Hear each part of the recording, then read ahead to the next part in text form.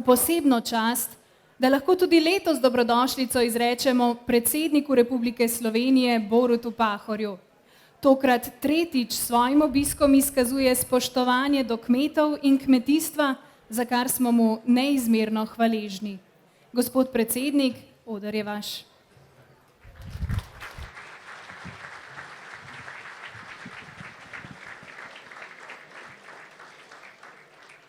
Spoštovani visoki gostje, gospe in gospodje, in če se smem dovoliti reči, dragi prijatelji. Hvaležen sem vam, zares sem vam od srca hvaležen, da ste me vnovič povabili med se. Ob tej priložnosti bi se zato najprej rad zahvalil krovni kmečki organizaciji, Kmetijsko-gozdarski zbornici in zlasti njegovemu predsedniku, župniji Ponikva, občini Šentjur, lokalnim društvom, številnim prostovoljcem, ki vsako leto, zdaj že skoraj 20-krat pripravljate to srečanje. To tukaj ob hiši, rojstni hiši blaženega Antona Martina Slomška, zaveznika. Rad bi se zahvalil tebi, spoštovani gospod predsednik zbornice, Roman Žveglič, za zelo prijazne besede, tako lepo ne bi mogel govoriti na mojem pogrebu. Gospe in gospodje, upam si trditi, da je vseslovensko srečanje kmetic in kmetov skozi 2 desetletji obstoja postalo eden osrednjih dogodkov za srečevanje, za druženje, za izmenjavo dobrih praks, pa tudi seveda za pomembne razmisleke o smeh, razvoja in izzivih slovenskega kmetijstva in podeželja. To se mi zdi in se mi je vedno zdelo zelo pomembno. Kot predsednik republike sem imel priložnost obiskati skoraj vse občine v Sloveniji. Ko ne bi bilo covida, bi mi uspelo obiskati prav vse. Slovensko podeželje, to moram še enkrat povedati, ponosno reči, je zelo lepo in še lepše urejeno. Se razmeroma enako in enakomerno dobro razvija, ljudje živijo visoko kvaliteto življenja, ki je primerljiva s tistim v urbanih naseljih. Zahvala za to gre najprej in predvsem vam, vašemu delu. Tako ni bilo od nekdaj in tudi danes ni povsod tako. Pri nas pa je. In zasluge, kot sem rekel, gredo vam, kmetice, kmetje, ki ste srce, ste duša in ste roke tega slovenskega podeželja.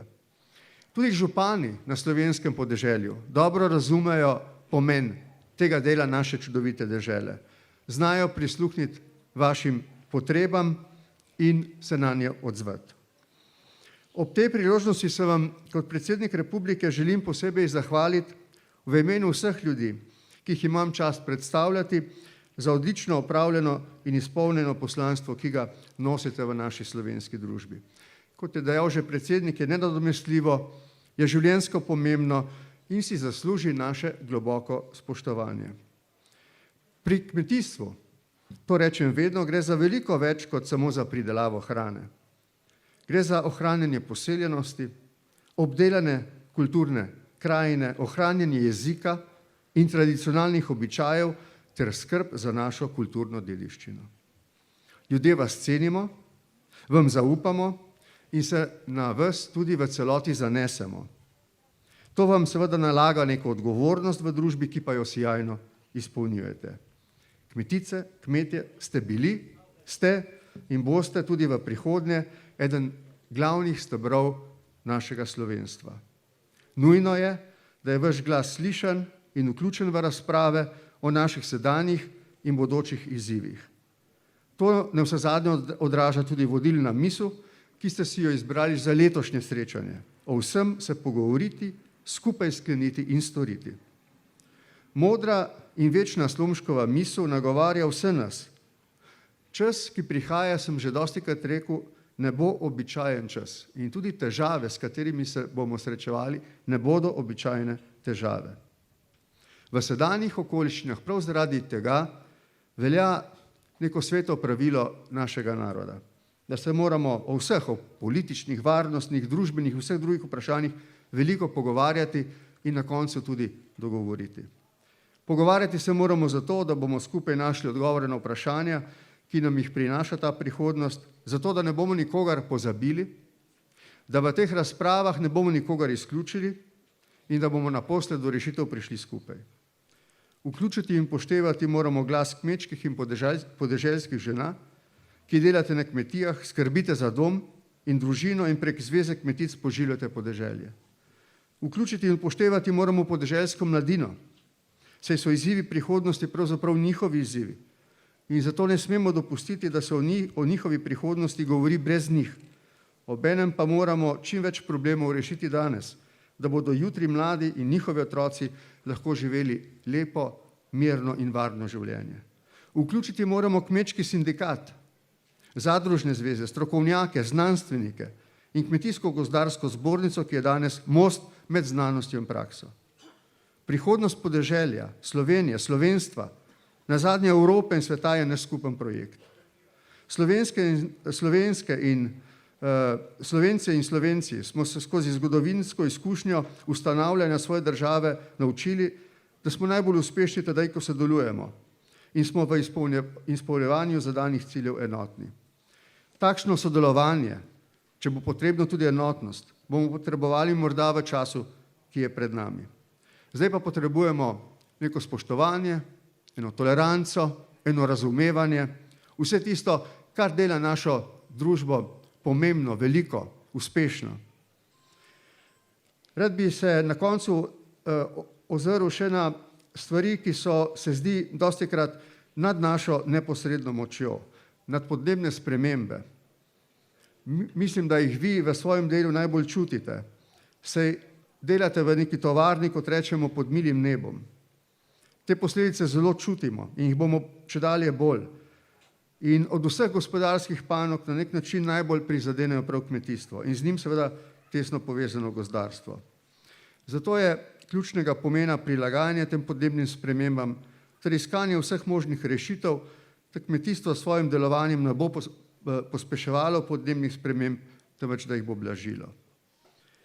Med vsemi nami so zaskrbljujoče varnostne okoliščine in z njimi povezano vprašanje prehranske varnosti, tudi zaradi vojaške agresije v Ukrajini.